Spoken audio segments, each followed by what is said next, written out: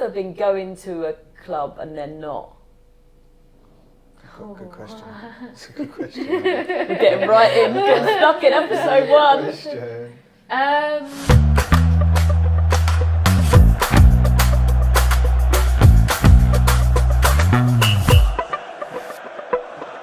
Oh, hello and welcome to Added Time, our brand new go-to podcast for all things women's football. You can expect match previews, game analysis, behind-the-scenes stories, all the big talking points from the sport, and of course, the juice from our group chat. I'm Abbie McCarthy, and alongside me is my great friend and broadcaster Liam MacDevitt, and we have pulled off, I think, mate, the signing of the season. The third part of our pod is someone very special. One of the greatest players there ever was. Mini Messi, the GOAT, the black-gloved baller.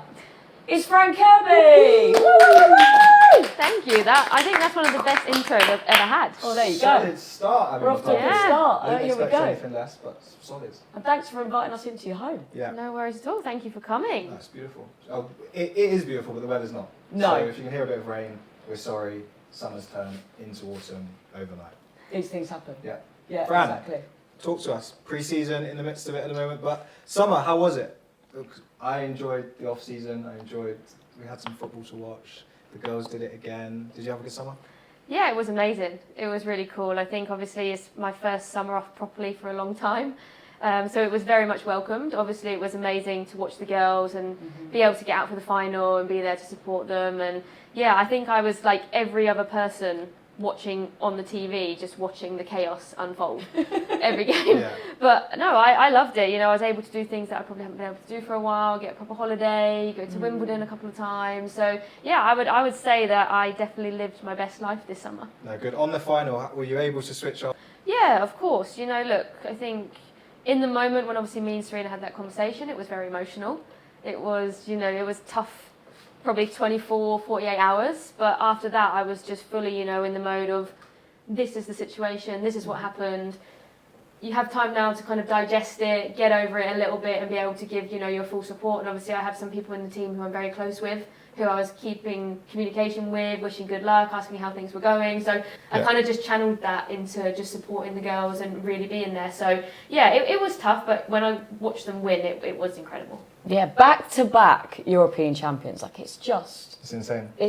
I actually think the manner that the team did it this year, it was like, just find a way. It was like not necessarily play well, but you know what it's like. If you win games and you're not playing well, you're doing something right. Yeah, of course. Look, you don't win all the time playing the prettiest football. And the aim of the game is to win, right? So whatever that takes to get there. You know, of course, it would have been amazing if we'd played teams off the park, we'd had 80% possession in every single game, but it's very unlikely that's going to happen. So I think the girls did very well with the test that they were given, and to be able to continuously come back in certain situations, win penalty shootouts, you know, when the pressure's on, even though I think the one against Sweden, I think a lot of people were it's tough. very the nervous. less said about that, the better, maybe. Where did you watch, Abbie? Where did you watch the game? I watched that in like a sports bar near me with all my mates, and it was just the most stressful thing of all time. I had my grandparents and my mum over, and their football knowledge is about zero. Oh, good. If you ever watch football with people who don't know football, just listen to the sound effects they make at like a throw-in. And the comments. It was amazing. Honestly, it's shocking. But yeah, Euros was incredible. Into a what number pre-season are we in now? Oh God, now you're really testing my knowledge and how old I am. It must be close to like, are we on 15? Yeah, it must be around that now, yeah. 15, And I think it's, well, obviously apart from when I was younger, not really involved in the international setup, I think it's probably my first pre-season where I've been in on day one without a tournament or without an injury. Perfect. In my career. So hopefully, you know, it's going to do me well for the season, and I managed to stay on the pitch and stay injury-free. Abbie, I didn't even ask. I saw you at Silverstone. You had a busy summer too. Yes, we were at the F1 together at Silverstone. We both saw Beyonce, didn't we? Which is an amazing show. So just trump me like that. Do you know what I mean? I had a great summer of music and sport, really. So yeah, living the dream. Yeah, nothing better. But we're on the cusp of another WSL season, so I thought, you know, best thing to do, preview some of the teams. I'll just start safety, alphabetical order. Arsenal. We'll kick off with them. Obviously, the big signing, Chloe Kelly going in there. Obviously, great loan spell last year.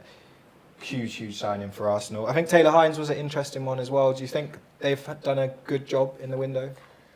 I would say so. I think Arsenal is a club that will always probably do well in a transfer window, obviously being, a club that's in Champions League and obviously winning, the previous Champions League. And I think obviously we all kind of knew Chloe Kelly was more than likely going to end up back at Arsenal, obviously after going there on loan. Taylor Hines is probably, one where Arsenal have seen, Katie McCabe played a lot of minutes last season. And when you want to become more successful in the league, along with Champions League, you've got to have replacements in there. So I think that's a good signing for them in terms of being able to rotate a little bit more. And obviously Olivia Smith is going to be on fire, I think, for them. Obviously give her time to adapt to the team, to adapt again. Obviously she was a star in Liverpool, but I think this one is going to take a little bit of time for her to adjust, but we all know what she can do. Yeah, I gave her a Young Players PFA Player of the Year. You got a young one and a Players Player of the Year? No. Just the big one. Just the two big ones, unfortunately. Yeah, what a trophy that is. Yeah, I know, it looks good. On. We need to get that one polished. But Olivia Smith, she was one of my favourite players to watch last year. I think just so exciting. Yeah, she's just magic. She's definitely still quite a raw talent though, isn't she? Only one season in the WSL, so it's going to be interesting to see how she really kicks on. And I hope Arsenal, in a way, even as a Chelsea fan, I kind of hope they really push Chelsea to the wire, because the last few seasons, it's kind of like they've been out of the title race. Yeah. I think winning that Champions League has got them used to lifting a trophy, and I think the confidence you get from that is going to be good for them. Also to win against Barcelona, they went in the clear underdogs to get that across the line. That is elite mentality. So just coming into the season, they're going to be feeling themselves hugely, but they need to prove they can do it domestically, and can they? Good luck, wasn't it, for the league? Big up WSL on was. That one. Right, Villa up next. Fran, what do you make of them? I think Ellie Roebuck back in the league is good for her. Hopefully he can get some games and push to get back into the England squad. But do you think they've done enough in the window?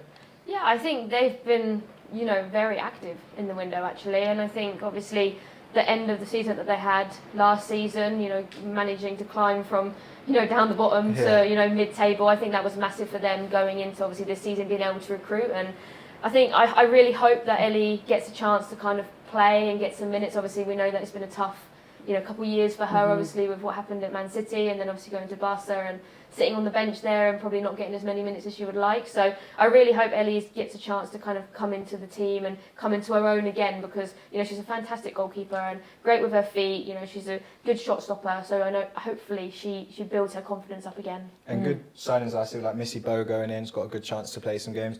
Whenever I was at Villa games, you didn't know which Villa was going to turn up last year. They'd go and perform against a really good team and then drop points. So I think it'll be consistency for them this year. The way they played against Arsenal, you're like, okay, this is the Villa we want to see, all the time. Start of the season, not great, but then they went on that great unbeaten run. So if we see that Villa, potentially a bit of a dark horse, I reckon. Nice, big shout there, early doors. Your team, Brighton and Hove Albion, loads to look forward to there. There you go. How's it going? How are you feeling going into a season with Brighton again? Yeah, really good. I think, obviously we lost quite a handful of players at the end of last season, but we've recruited well and recruited some good players, some really good people into the team, and pre-season's been good. Obviously, working with Dario, everyone knows the style of play that he wants to play. I think a lot of people thought it was a little bit risky in some moments last year, and, it did cost us a couple of goals here and there, but we have a clear style of play that he wants us to play, and the girls feel confident in it, and we're trying every day to try and master this way, and there's still going to be mistakes that are going to be made, obviously, when you want to play a certain way of football, but I really enjoy it. I want to play that style. Yeah, I was going to say, when you're so comfortable like you are, it must be great that you can it's going to be risky, like you said, but you can go and drop and get on the ball, and it's very much total football. Yeah, absolutely, and that's what I want to be a part of. I mean, it's no surprise to everyone that I don't want to be a player that's just watching the ball in the air, go backwards and forwards. I want the ball on the floor, I want the ball to feet. So yeah, I'm really hopeful, that we're able to kind of go off what we did last season. I think last season, especially the second half of the season, we dropped a little bit in our form, in the way, our consistency wasn't quite there. So hopefully, we can maintain the performances throughout the season, and then hopefully, we can keep building and keep going forward in the league. You got those good results last season, didn't you, against Chelsea, Arsenal. So what are the ambitions at Brighton for this season? I mean, look, the owner Got us spilling the tea on the first episode. I mean, that's what we're here for.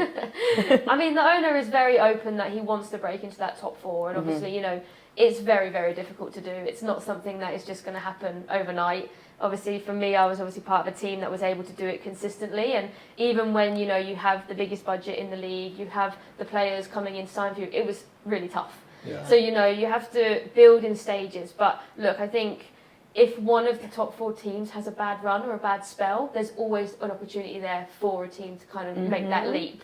But for me, it's going to be really tough to kind of break that top four mantra who's there at the moment. But anything can happen. You know, obviously, like you said, we were able to take points off Chelsea, off Arsenal. And if we're able, like I said, to keep that consistency, you know, hopefully we can kind of keep knocking away and keep going. And our England star girl, sorry, I was going to say the same thing. Do you know what I mean? After the Euros, around my flat, I just keep shouting, Jim! Yeah, incredible. So you many. know, saviour this summer, and so many people will be coming to Brighton games to see her in action. But how good is she? You're the one who's seen her, you know, right up close in training. Give us the insight. Misha's great, you know, and the thing that I really enjoyed, especially working with her last year, is how much she was willing to learn.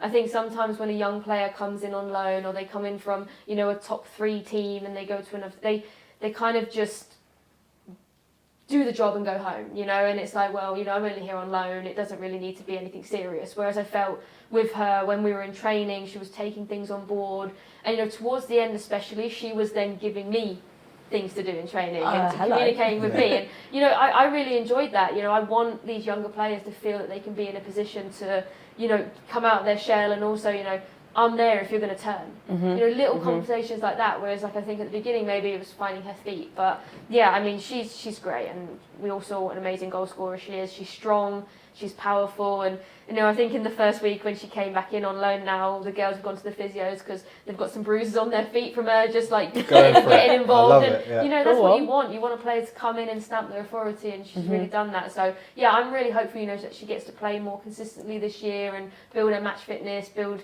build herself a little bit more in the league, and hopefully, you know, score a lot of goals for us, because that would be great. When I looked at it and I saw she was going back on loan, I thought it was the best move possible. When you're a young player, you just want to play as many games, and I think Arsenal, there's way more competition for that, whereas Brighton, I think she's got a good chance to go and get a run of games. Do you think she's got the qualities now to go and be a main player and lead the line at a WSL club? Because we saw at the Euros, so many great moments were on passion and they were good bits of composure, but to do that week in, week out in the WSL is a different task. Yeah, it's really tough, and look, I think that comes with maturity, and it comes with experience, and it comes with doing it. You know, obviously she was able to kind of get in some games last year at Brighton, go into the Euros, come in and make an impact, but it takes time. It takes time to really establish yourself in the WSL. You know, for so many of us, it took us years. Yeah. So it's not something that, you know, for me, I hope she doesn't feel that pressure to come in and be that starlight for us, and, you know, hopefully everyone else can come around and really kind of like show what Michelle can do in the team environment, because I think that's what she needs, especially like you said, with Arsenal having so much competition. You know, you want to be in a position where you're playing, and for her, I think it was really important for her to get that loan move. Of course, you always want to play for the team that you play for. Yeah. You know, there's always that element of, oh, but will I have that chance here? But, you know, we know with Brighton that she's going to get a lot more opportunities than maybe she would with Arsenal, who's got, you know, Alicia Russo and Blackstenius in there. It's tough to get involved in that. Minutes are key for sure. Yeah. I'll let you do the next one then, Abbie McCarthy. Well, my Chelsea Blues, are we going to go and do it again? Chelsea fan, probably. Yeah. The thing is, everyone loves to hate Chelsea. Hey, I'm not a hater. I'm not a hater in the slightest. People hate winners, you know. I feel like there's almost like the attitude around Chelsea women's that there was with like Man City in the Premier League like the last few years, just because they kept winning the league, collecting silverware for fun, signing big players like Haaland and stuff. And I feel like we're in that category because we're just so good. Everyone's a bit like, oh, eye roll here, they do it again. But it's like, come on, we have pushed the whole league to be at their very best. And I just hope we can do it again. It's just that one trophy. Please, this is my plea. Can this be the season that Chelsea women's please win the Champions League, please? They're going to want to, aren't they? I think we mentioned the only thing. England women's team in the summer just finding a way. Chelsea have done that for years. I watched Chelsea, they'll be losing, 20 minutes to go, and you were like, Sam Kerr will do something mental and score a goal. And having Sam back is going to be big for Chelsea Absolutely this year. huge, As yeah. a fan, does it feel She's- that way? That Chelsea team is always going to find a way? Always. Yeah. Like, even if it was pretty messy and down to the wire a couple of times last season, but we always got it done. And I feel like we've just strengthened our team again. And even having Sam Kerr back is almost like a new signing, because she's actually been out for ages now, hasn't she? She's been playing a little bit in pre-season. Obviously, it's going to have to be a kind of gradual return because it was such a big injury. But I think that's going to be magic. Obviously, that's someone you played with super closely. That was quite some duo. Top WSL duo, that one. Absolutely elite. Like, why is she to you such a good player, but also, you know, a really good teammate as well? I think for me, playing with Sam, I just knew she was going to be there. It was one of them things, I didn't even have to look. Yeah. You know, I already knew where the run was going and that she would do the run. It wasn't a case of putting the ball into space thinking, is Sam going to run there? She was already doing it. And she makes good ones. She makes bad ones good ones. Yeah, sometimes exactly, as well, doesn't she? I remember some of the assists I would get, people like, Fran Kirby assist. I'm like, that should never have been an assist. Yeah. Like, you know, it went miles off the pitch. But no, she's great. And look, she's a great teammate to have us around as well. You know, she's always kind of bringing in that positive energy, that bubbliness. She works really hard off the ball as well, which helps the team massively. Especially when I was there and we were doing such a high aggressive front press. It stems from your number 9, you know, so to be able to do that consistently is one thing that I really enjoyed playing with her and working with her. But yeah, I am really, really happy for her that she's managed to, you know, get back from this injury. And I can imagine it was a really, really tough period for her, having the setbacks and having to deal with, you know, everyone else going out to training and you're in the gym again doing your knee rehab, and you know it's not a fun experience. So I'm really, really happy for her, and like you said, I think it's going to be like a new signing for her. So people going, oh, Chelsea have only made one signing. No, they're also getting Sam Kerr back, which is a massive step in the right direction. It's a scary old spine. I know they've got great players either side. Like Lucy's going to be at fullback, but Millie Bright, one player who I think sometimes gets overlooked, Erin Cuthbert, does so much of people's work. A warrior. She's so good in there. Yeah. Kira Walsh going to be next to her, and Sam back through the whole spine of that team. Do you know what? I feel like we haven't seen the best of Kira Walsh yet in a Chelsea shirt, so I'm excited. Hopefully that will come this season. Ellie Carpenter as well, seen another new signing. Yeah, some good signings. What a team, they're still the team to beat, I think. You're just naming solid, at least 9 out of 10. So squad depth is crazy. It's absolutely crazy. Anyway, shut me up. Go on. Yeah, sorry, Next you could one. just talk about Chelsea all day, Abbie. Everton we're up to next. Yeah. Managed to stake a claim now, sturdy WSL team. Do you think they have what it takes to take that next step up? I know that they've been very busy in the transfer window. They've really tried to recruit, and you know, obviously getting the new owners in at Everton was big for them. I think they came in and, you know, gave a lot of good energy towards the team in terms of where they want to push the women's game, and obviously going to play at Goodison Park now, which, you know, will help them a lot, hopefully, to grow that fan base. I think that's a great statement. Yeah. Such an incredible ground to go and say, this is now going to be the home, which has been the historical home for Everton Football Club for such a long time. And I was really excited. As well, there'll be Everton fans from the men's game who maybe have that connection still with the stadium and want to go there and support the women's team as well, which I think will be really important for the team to grow. I know that the manager has a really clear style of play, similar to Brighton in a way, loves to play out from the back, wants to play attractive football, and obviously strengthening in their squad hopefully allows them a chance to be able to continue to build on that into the season. Yeah. And Leicester managed to stay up last year. Goodness me, though, we need to talk about Leicester, don't we? Yeah, it's going to We're be in a right old pickle. They are in a pickle. I think Leicester are going to struggle this year. I think it's going to be... The fact that the manager's gone and there's like no time to prep and make a new...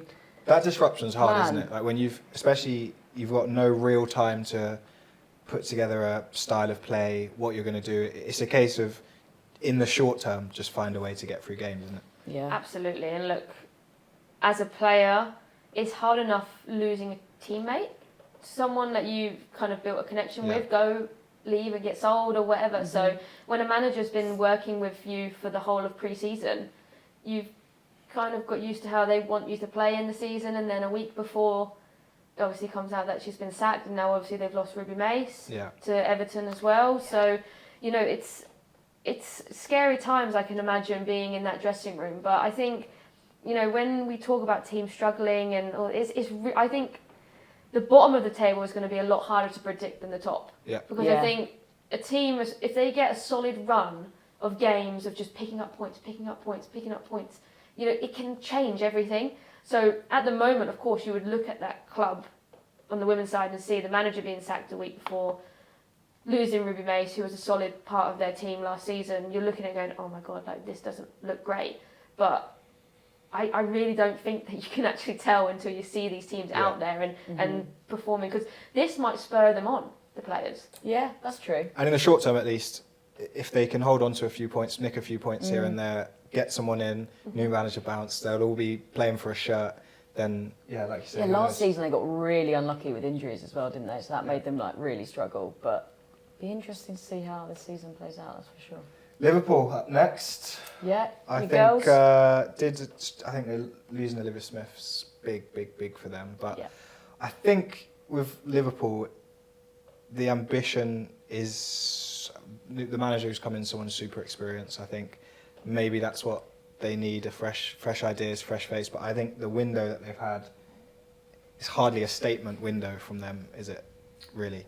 I think, like you said, losing Olivia Smith is a massive loss for them, and the manager that they've brought in is very experienced, but he's very different to the way Liverpool have played previously. He likes to play out, he likes to play attractive football, and you know, for so many years now we've spoken about Liverpool being a transitional team, and obviously having Olivia Smith helps a lot. I think them securing Sam Kerr as an actual signing now was a big thing for them, because obviously she played a lot last season. And look, Liverpool still have some very quality players. They've got Kerry Holland in there, they've got Marie Horbinger in there, who I think is a quality player, and they've still got, you know, good forwards. But for me, it's how are they going to adapt to a new manager coming in, changing the style when they've played a certain style now for a different seasons. Yeah. So I guess that's the always benefit Gareth Taylor's had, he's had a whole pre-season, which Yeah. I know it's not long, but at least to get the fundamentals and the principles, you'll know if it's where players, the patterns of play will be there, won't they? Yeah, definitely. I just wish they bought more players though. It's like Olivia Smith goes for £1 million. Like, where's that money gone? Yeah, I mean, somewhere. It's gone somewhere. You know, But, some good. I think Kirsty McLean's a really exciting young talent from Rangers, but I think you need know. to make a statement signing off it though. yeah, Agreed. so you I want that think- superstar Yeah. signing That's to what I be mean by like the like for ambition. like. Yeah, and Liverpool are a massive club. The That's what I men's mean. team's just won the Premier League. Like, there's a lot of like good talk around the club. Obviously, the women's now are in the training facility. Yeah. You have a new manager coming in who plays an attractive style of football. You know, you had £1 million. You know, Yeah. It's and a good in the women's proposition. game, you know, you could look at that and see you could sign 3 Yes. big name players Yeah. for that. And I think that would have been, you know, okay, we've lost Olivia Smith, who was an absolutely exceptional footballer for us last season, but look what we've got now. Yeah. You know, look what we've used That's what to I was get there. expecting. I kept being like, one day they're going to just like be like, we've signed this player, and everyone's going to go, and it just didn't happen. And an Anfield derby this weekend, which is Yes. going to be Everton are normally huge. They do what Everton yeah, they prefer do well, Anfield yeah. than Liverpool have done in recent years. So I'm hoping that changes this weekend. But I'll tell you where money has been spent. Oi. London City Lionesses, newbie to the league. I mean, Damn. just looking at the signings. like, 15 signings, isn't it? I know they had to go for it, but they She really. just kept going to the cash machine at Sainsbury's every time. She was just like, oh, And okay. and another one. Yeah, right, I don't know if okay, she's yeah. getting any work done. She's just meeting new players Meeting and new giving them the players. chat. What a window. But as a project, though, I think personally, I love it for the league. I think it's really exciting, and I think as long as the investment's sustainable, which I think sometimes we see with clubs, money goes in and then it equally quickly comes out. I don't think that's going to be the case, and I think if that project is sustainable, I think from a player's perspective, being able to live in London, having good facilities, playing with good players, I think it's a really attractive prospect. I think they're gonna ruffle some feathers this year for sure. I think so. I think, look, everyone talks about, you know, someone coming in and spending all this money, but isn't that what we've been asking for? Yeah. We've been asking for someone to come in and show this investment in women's sport, in women's football for however many years. And like you said, I think if you have the opportunity to do it, go and do it. Yeah. You know, go and sign 15 players. Like, they had to. If you're going to stay in the league, I think we saw last year with Crystal Palace of, you know, they didn't quite get enough in and ended up going straight back down. You don't want that from a newly promoted team coming up. So I think it's a very exciting project to be a part of. It'll be interesting to see how they gel Yeah. and how they all kind of obviously got a very, very tough first game of the season. Probably happy to get out of the way. Yeah, get it nice done. and early.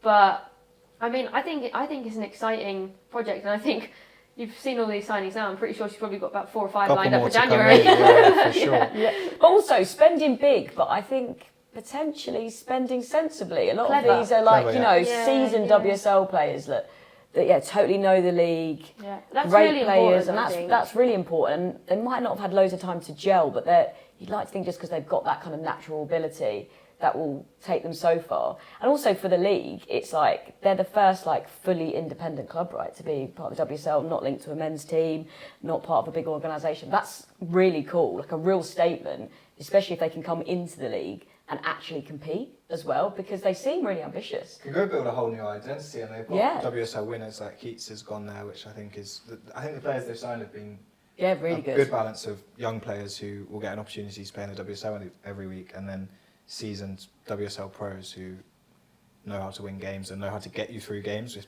things do get tough. I think that has become probably one of the most undervalued part of the league. Yeah. Is having people in your team who've been there, who've done it, who know what it takes, you know, and that is a massive part of why teams are successful in the league and why, for example, Chelsea has continuously won. Masters of little dark arts that can win you games. Exactly, Eh? yeah, and you know the league, you know how tough it is, you know what's important, you know the decisions that you have to make in certain moments, and you know, having them players come into London City who have been in the league, who said like have won the league, who've played at high levels in different countries. You know, they're not coming from Katie Zellum, great signing. exactly. Yeah. So you know, it's players who know the game, who know what it takes, and I think that could be massively key for them this season. Have they called you?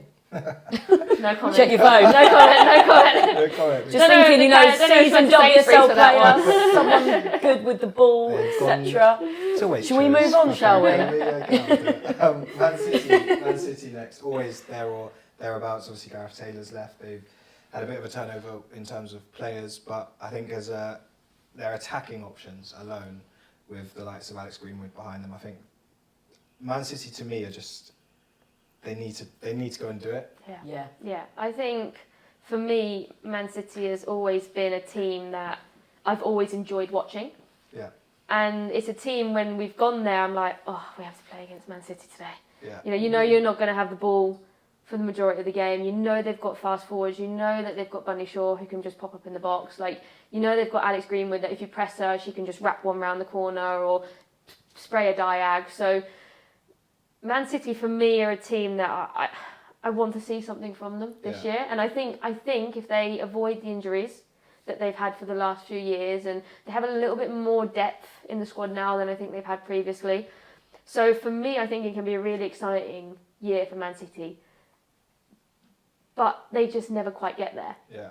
So it will be really interesting. Obviously, being the first game against Chelsea, you know, I think that can be a real statement for them, saying we're going to come to Stamford Bridge and we're going to stamp our authority. Very, very tough place to go. Very tough team to play against. But I think that could be a real kind of moment for them to go, right, we're here. This is what we're going to do this year. I think by parting ways with Gareth Taylor, I think that's part of that thing of he got us to a good point where we're competing, falling short, but new manager, it's next time to make that step up. And you mentioned Alex Greenwood, she's one of my favourite players to watch. The through the thirds passing just wraps it from into the striker's feet. She's one of my favourite players to watch for sure.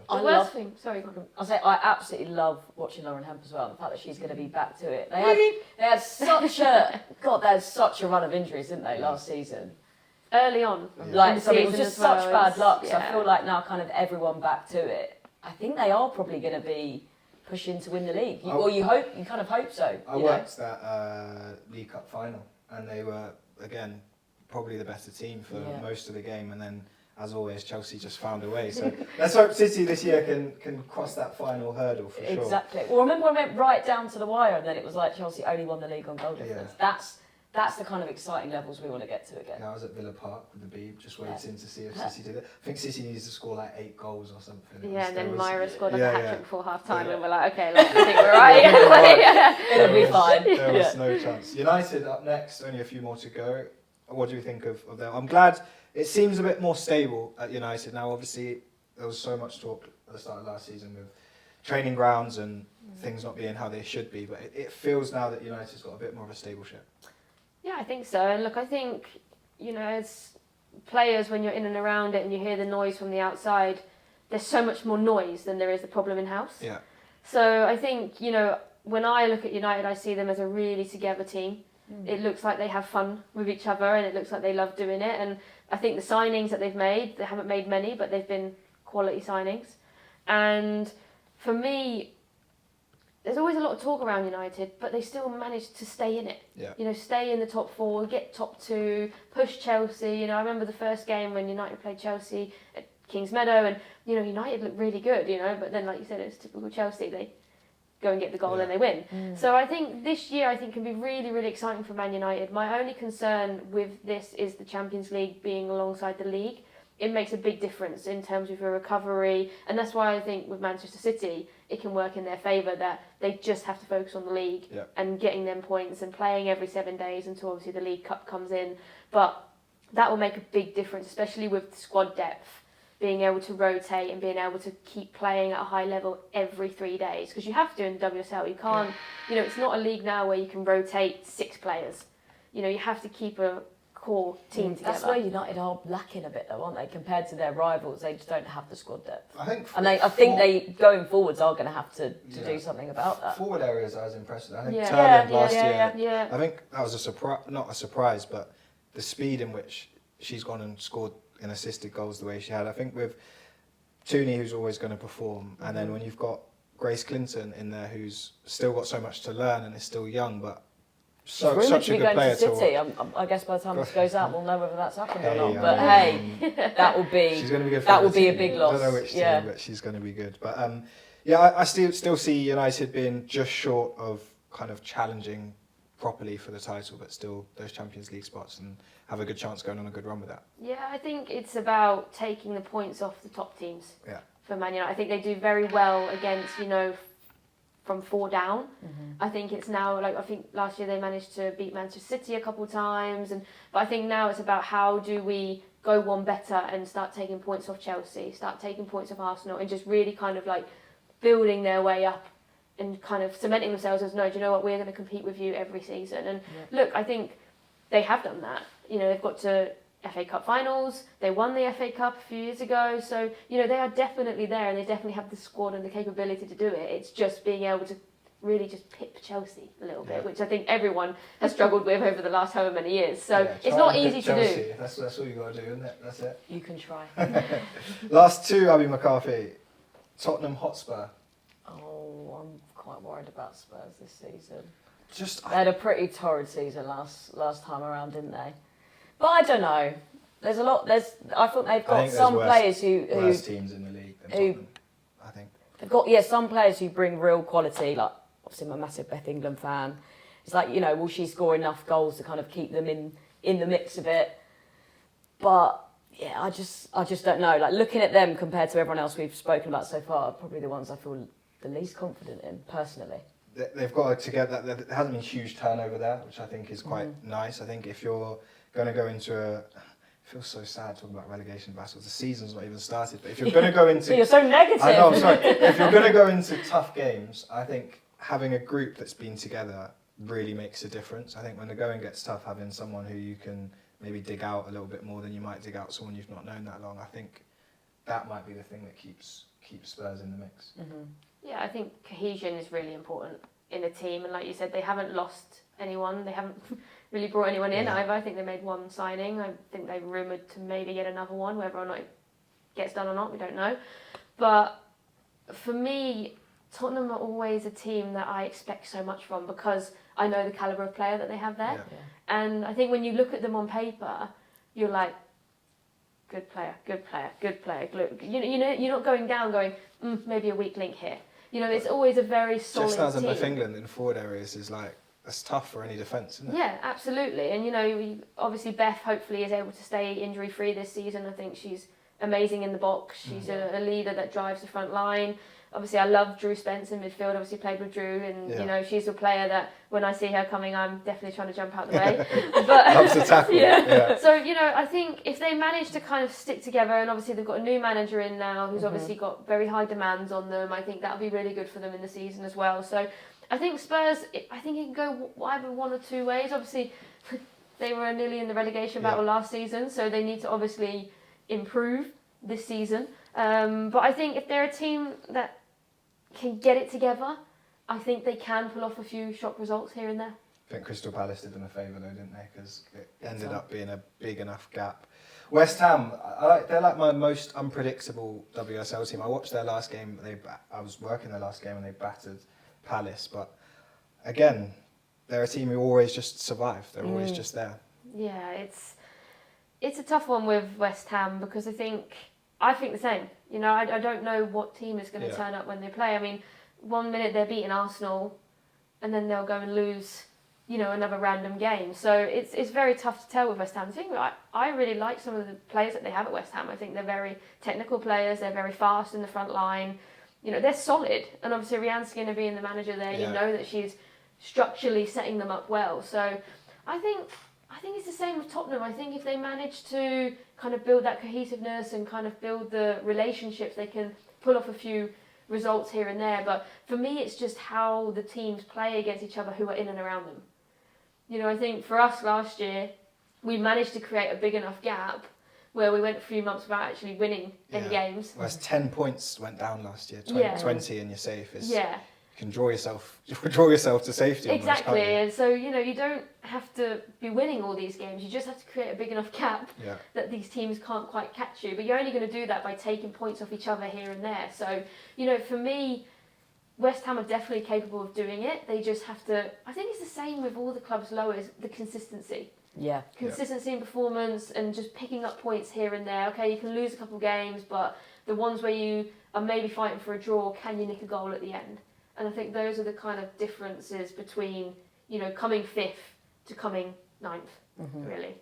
Well, that's been our preview of each WSL team ahead of this season. We'll be back in 2 seconds' time.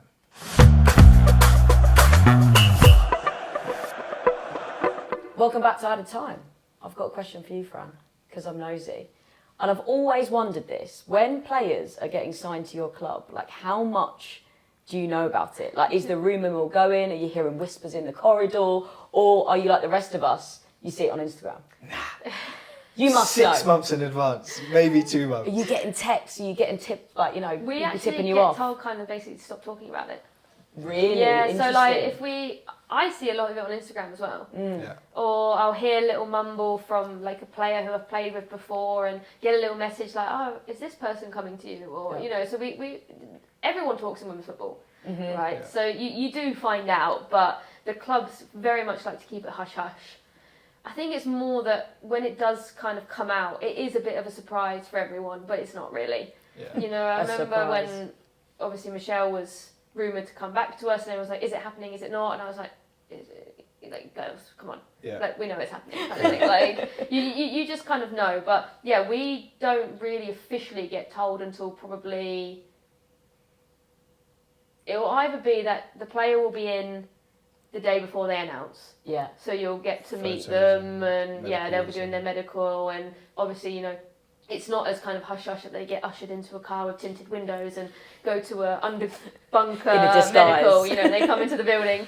And then there'll be like a press release that we'll get on our group chat that will say like we're announcing it, but then they will literally announce it within like 5 minutes. Yeah. So it's not like enough time to like spread it to the world, basically. But yeah, most of the time we don't find out until either the day before or like as it's literally about to go live. So yeah, we get kind of told just to kind of squash any rumours because the clubs like it to be a surprise for the fans. Yeah, I think that's nice. Like I think it's nice when it doesn't get leaked or a journalist leaks something. We should find it. Have you ever been going to a club and then not?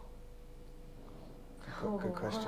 That's a good question. We're getting right in. Getting stuck in episode 1.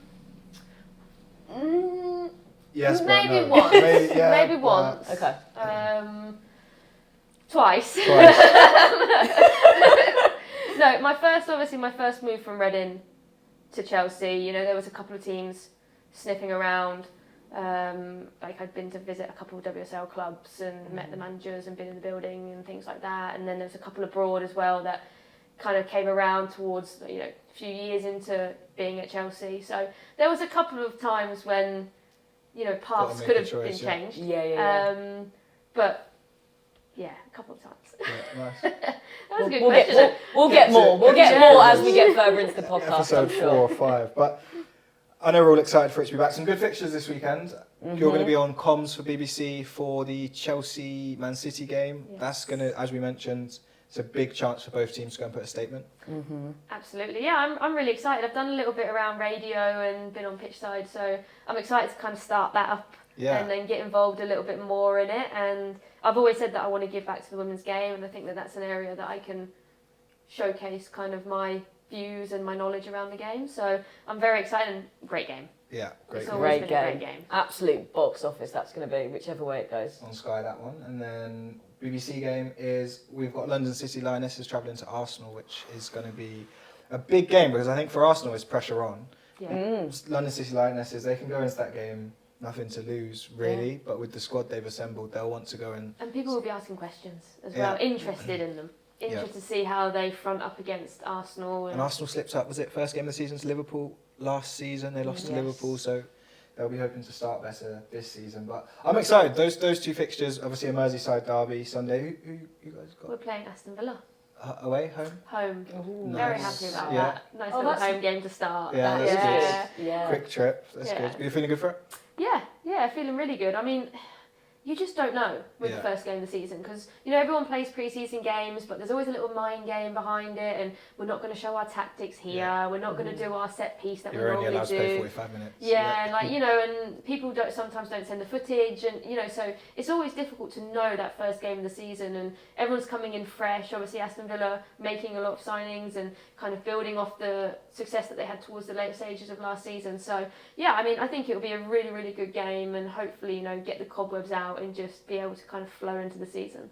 Because is pre-season like for fitness or for tactics or both? I would say the games are more about fitness, and then you have the training, which is probably more about tactics. I mean, obviously you implement tactics into your pre-season games, but it is very much about, right, okay, you've played 45 minutes this game, you're going to play 60 next game. You know, so it's very kind of like, it works out in terms of like where you need to be loading wise. Yeah. And, you know, there'll be some games where, you know, I've heard other teams go, oh no, they didn't do that set piece because they want to save that for the game. Yeah. So, you know, it's very like kind of mind gamey as well when it comes to pre-season. But yeah, it is much more about kind of just getting the fitness work in there. It's been so many years since I was a pro. Once the Oval Town, my first time touching the football in pre-season was 2 weeks into pre-season. Oh, we had and a that match this day. year. Oh, Yeah, wow. Yeah. 2 weeks, Well- no balls, and then straight into a match.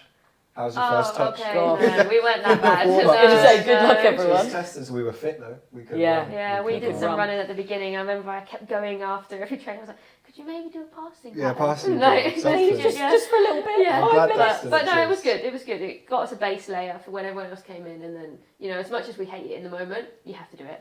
Yeah. Yeah, 100%. One thing I've got to mention, WSL 2 is now the name. Personally, I think it's a great idea to have it a little bit more uniform. But this week we've seen there'll be minimum salaries in the WSL and WSL 2.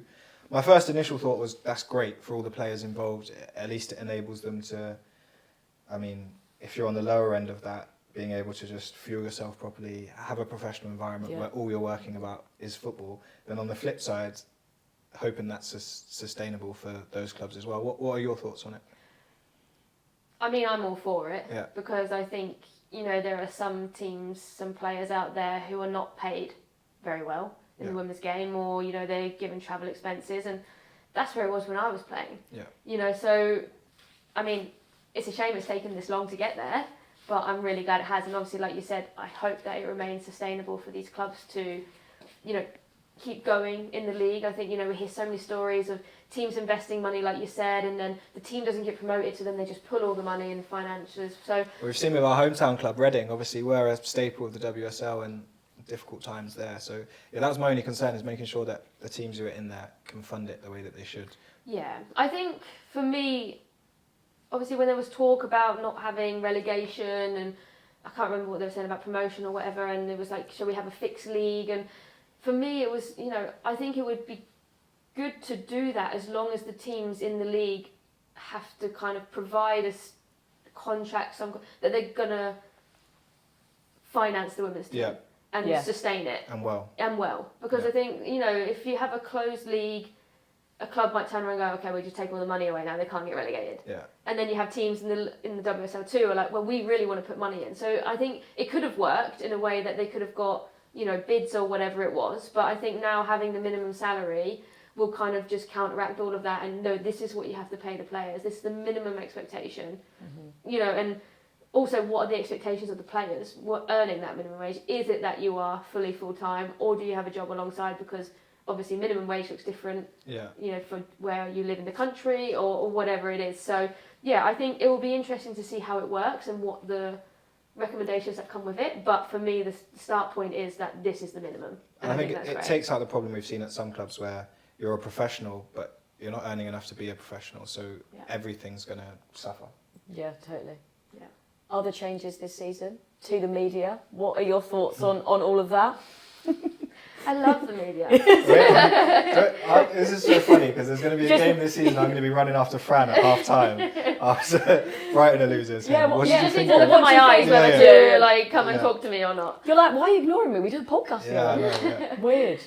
No, I think, look, it's something to try.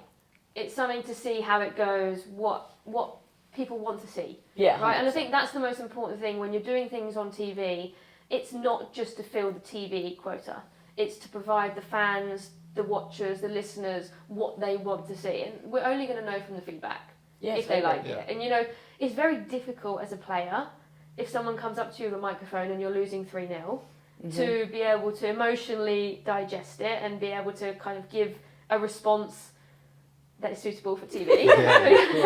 But that's what you got to do. You just got to give a wild response. I'll never do one again. Yeah. Like, oh, wow. But also, you don't want to be a robot. Yeah. No, exactly. No one you wants want see some that. genuine emotion to come across, but it's hard because you don't want to swear. No, exactly. And like as a fan, you don't want me standing there going, well, yeah, it hasn't gone very well for us. You're like, well, we know. Obviously. You're 3-0 down. Yeah. Like, so you don't want to be that kind of robot, but at the same time, you can't kind of probably express how you're actually feeling. Yeah. So it will be difficult, but I mean, you only know when you try it. And if you manage to see me on a subs bench getting interviewed, then you know that they're really coming after me. I'll be there with just plugging the blog podcast. You can just give me a response. Yeah, that's a good shout. Yeah, it'll be good. But we're going to get the real Fran on this podcast. Yeah. Are we locking in some predictions? We're locking in some predictions. We got to at the start of the season, keeping them slightly vague, but just everyone's favourites to be WSL champions, and then I'd like a dark horse from each of us, someone who we think could be a surprise package.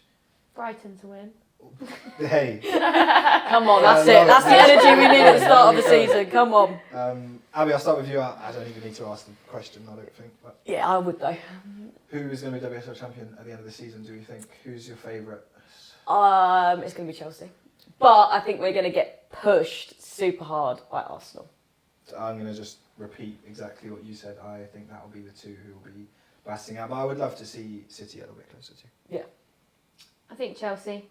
Yeah. Again, I think City will probably push Chelsea, but just purely for the fact of they will have more recovery time to be able to kind of sustain the levels. But Arsenal as well, I think, will definitely be up there, 100%. And a dark horse, someone who you think could shake it up a bit?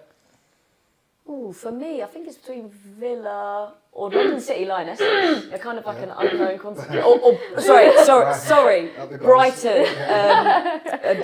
Definitely dark horses as well, actually. Just looking at them. What do you think? Fifth. I know. They had a great. Was that the highest WSL finish last season, wasn't it? Yeah, for the club, highest finish. And like I said, I think if we were a bit more consistent, but I mean, the other four are gonna. I think it's going to be genuinely such an exciting season. Probably the most competitive it's been for ages. Yeah. So maybe like different clubs are going to be in amongst Maybe it. We'll do like a Leicester men's did. Oh, Come on! Scenes down in Sussex. Michelle Adjumant's going to turn into prime Jamie Vardy. Yeah. I mean, would love to see it, you know? Yeah. So you're gonna back Brighton, yeah? It's gonna. I think Everton. Yeah. Okay. That Do is you? a dark horse. That is an interesting choice. I think Everton can ruffle a few feathers this year. Yeah, I like it. I'm gonna just go with the boring answer of London City Lionesses. I just can't wait to see it. Yeah. I'm just looking forward to how it all comes together. I'm looking forward to seeing the project. I like our predictions there, but I think this WSL season's it's the one I'm looking forward to more than any before. I can't wait for it to get going. Yeah, it's going to be so good. And luckily for you lot watching and listening, you've got a great podcast to go alongside with it. Make sure you are following us on socials at That Added Time Pod. That is both on Instagram and TikTok. And subscribe on YouTube as well. Or listen wherever you get your podcasts. We'll be back with you very soon. Bye for now.